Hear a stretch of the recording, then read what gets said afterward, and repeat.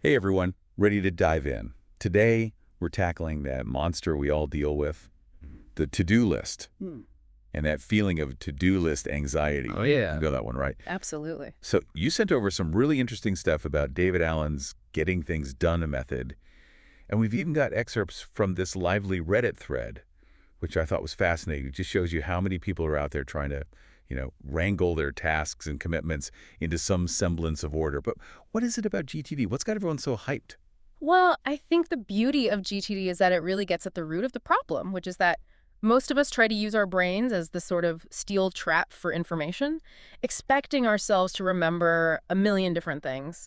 And as Alan points out in the book, our minds just weren't designed for that. Yeah, it's like trying to cram an entire encyclopedia into a tiny little drawer. Right. Something's got to give. Exactly. And that's where that stress and that overwhelm come in. And he has this brilliant comparison in the book where he talks about that feeling that you get right before you go on vacation. You know, that sense of, I'm finally relaxed. But it's not actually because of the vacation itself. It's because you've tied up all those loose ends at work. Oh, interesting. So GTD is all about trying to bottle that feeling and make it a more consistent part of your daily life. Okay, I'm intrigued. So we're talking about achieving that, like, mind-like water state, Yeah. even when life is throwing curveballs at us. Yeah, you got it. And the way it does this is through this five-stage system. You can almost picture it like a funnel, right? Yeah. So at the very wide end of the funnel is capture.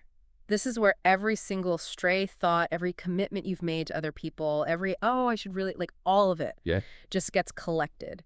And there's no judgment at the stage. It's just about getting it all out of your head. Out of my head and onto something a little more reliable, hopefully. Precisely. And that's where we move to the next stage, which is process. So this is where you take each of those things that you captured and you really ask yourself, what does done even look like for this? I feel like this is where it gets interesting, right? Yeah. Because they gave this example in the Reddit thread where they were talking about, like, having tires on their to-do list. Sure. But with GTD, you wouldn't just stop there. Right. You have to break it down even further. So is the next action like calling your mechanic to get a consultation? Is it like actually going out and, measuring your tire tread depth? Or is it, going online and researching different tire models? I see. So it's about getting super specific. Yeah. You're not just saying, deal with tires at some point, right? Yeah, exactly. You're saying, okay, what's that very next concrete step? You got it. That's Yeah. the... This reminds me of, there was a comment from this Reddit thread, and they were talking about how they felt paralyzed by their to-do list because all the items were so broad. And they said, it's like, I'm trying to eat an elephant. I don't even know where to begin.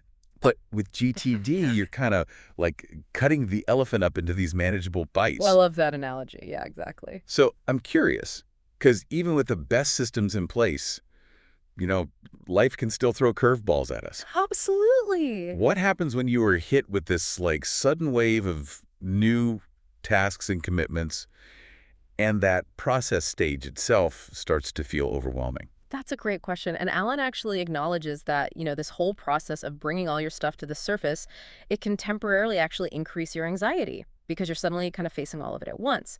And so he actually suggests having what he calls an emergency stack for those moments. An emergency stack. Yeah. Okay, tell me more. So this is basically like a temporary holding zone for when you just don't have the time or the mental bandwidth to, like, fully process something. It's like a pressure valve. So if I'm, like, in the middle of something and a new task comes up and I just can't deal with it right now, I can just toss it in this emergency stack and not feel like I'm completely,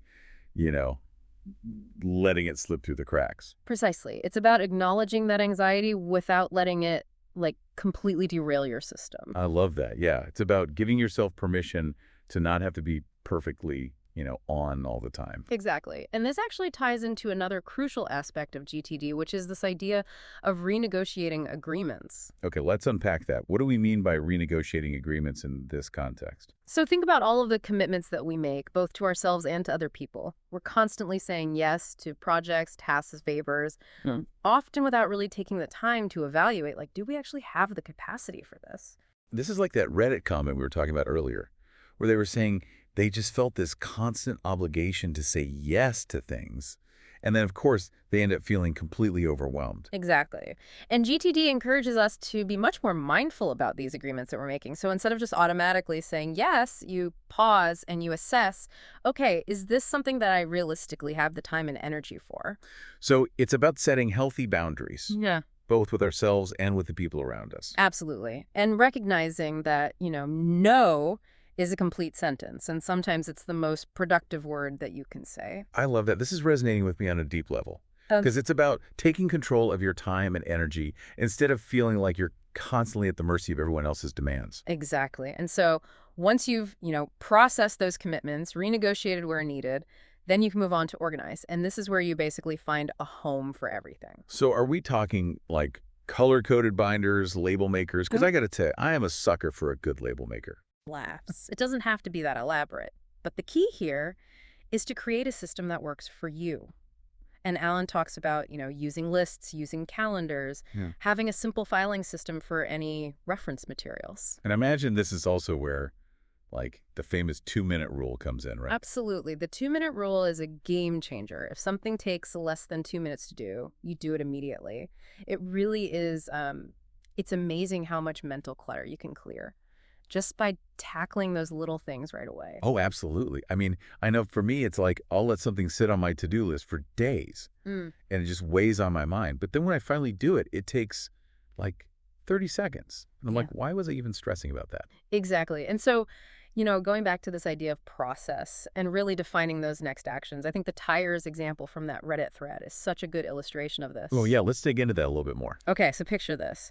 Tires is on your to-do list. But in the process stage, you have to ask yourself, what's the very next physical action I need to take? So we're talking laser focus here, Hmm. not just like deal with the tires in some vague, undefined future. Like, what's the one thing I can do right now to move this forward? Exactly. So is it, like I said, call it your mechanic to schedule a consultation? Is it grabbing a measuring tape and, actually measuring your tire tread depth? Is it opening up your laptop and, Googling best tire models for my car? I see what you mean. It's about breaking it down into these really bite-sized, manageable pieces. Precisely. And I think importantly, those pieces become like actually actionable instead of just these big, vague intentions that are kind of floating around in your head. Exactly. It's like, okay, I need to do something about my car.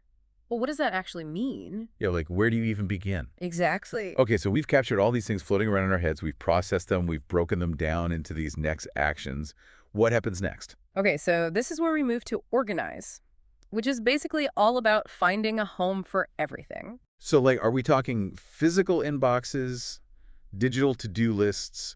What does that look like in practice? It can be any of those things, and it really depends on what works best for you. Some people are very visual, so they might have like a whiteboard where they list out all their projects and tasks. Oh, I love a good whiteboard. Yeah, it's very satisfying. Especially if you have like those colorful dry erase markers. Exactly. Makes it feel a little less like, ugh, work. Exactly. And some people are more digital, so they might use, a task management app Mhm. like Todoist or Asana or something like Yeah, that. those could be lifesavers too. Absolutely. And then, of course, there's the good old-fashioned notebook and pen, Hmm. which can be really helpful for, just jotting down ideas and thoughts as they come to you.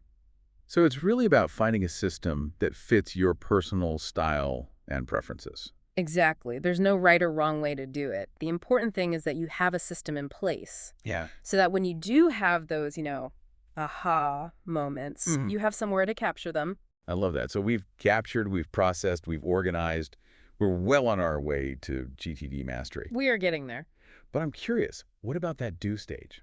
Okay, so the do stage is where the magic happens.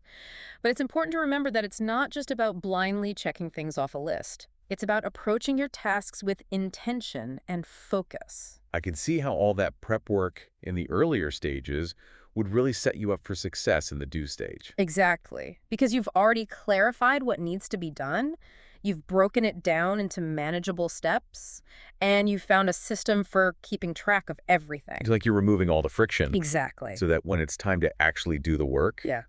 you could just get into that flow state. Exactly. And this is where that sense of overwhelm and stress starts to dissipate. This is making me excited to tackle my own to-do list. That's what we like to hear. But before we get too carried away, I'm curious about one thing. You mentioned that emergency stack earlier. Oh, right. I'm wondering, how do you prevent that from becoming like his own monster? That's a great question. Because it's definitely easy for that to happen, right? Oh, yeah. Like you start out with the best intentions, but then before you know it, your emergency stack is overflowing. And it's just as overwhelming as your original to-do list was. Exactly. So how do you keep it under control? Well, I think the key is to view it as a temporary holding zone, not as a dumping ground. Okay, so it's like a way station, not a final destination. Exactly. So if you do find yourself needing to use it, make sure that you're regularly revisiting it Hmm. and processing those items as soon as you have the time and mental bandwidth. So it's about like setting aside dedicated time to sort through it. Exactly. And that actually brings us to another really important aspect of GTD, which is the review stage. Okay, let's talk about review. What's that all about? So the review stage is all about taking a step back and looking at your system as a whole to make sure that it's still serving you. Yeah. I have to admit, this is the part that I always struggle with. Like, I can get behind the capturing and the processing, but the idea of having to regularly review everything just feels a little overwhelming. I totally get it. It can definitely feel like just another thing to add to your already overflowing plate. Exactly. But here's the thing. The review stage is actually what prevents your system from becoming overwhelming in the first place. Oh, interesting. Tell me more. Because, you see, life is constantly changing, right? Absolutely. Our priorities shift, new projects come up, old ones become irrelevant. And if we don't take the time to regularly review and adjust our systems accordingly, they can quickly become outdated and ineffective. That makes a lot of sense. It's like imagine trying to navigate a new city using an outdated map. Oh, I've totally been there. Right. You think you're going the right way, but then you end up completely lost and frustrated. Exactly. And that's kind of what happens when we try to manage our lives. Using a to-do list or a system that's no longer aligned with our current reality.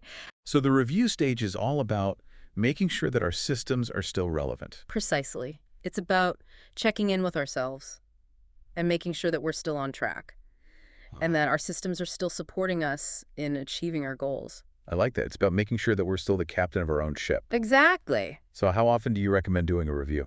Alan recommends doing a weekly review. Okay. And I know that might sound like a lot. It does sound like a lot, yeah. But trust me, it's worth it. So, like, what does a weekly review actually look like?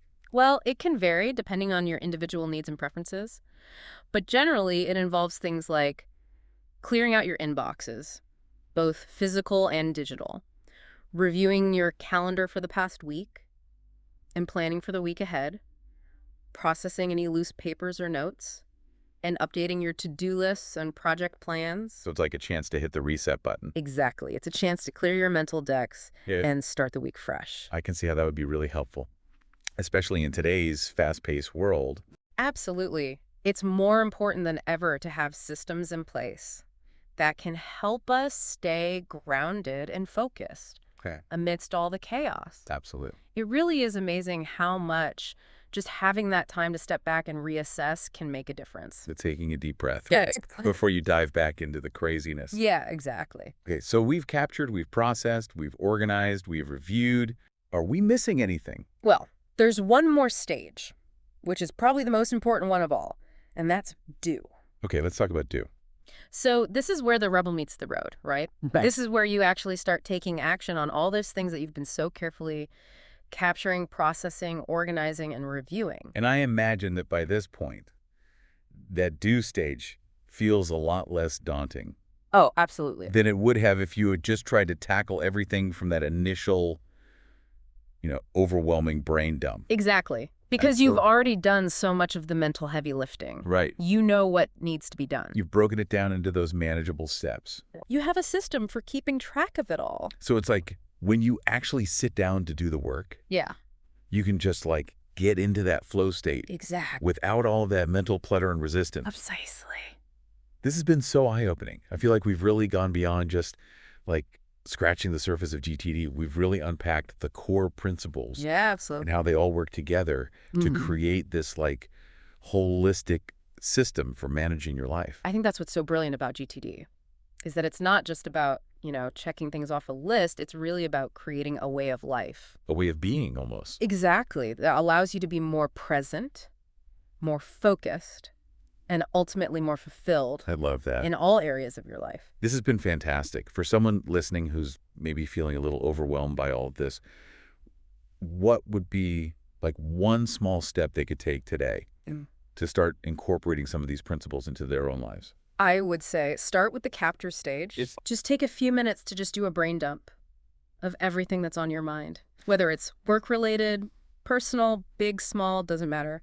Just get it all out of your head and onto paper. Or into a digital document or whatever works for them. Exactly. Just that act of externalizing everything Yeah. can be so freeing in and of itself. It really can. And it's a great first step towards taking back control of your time and your life.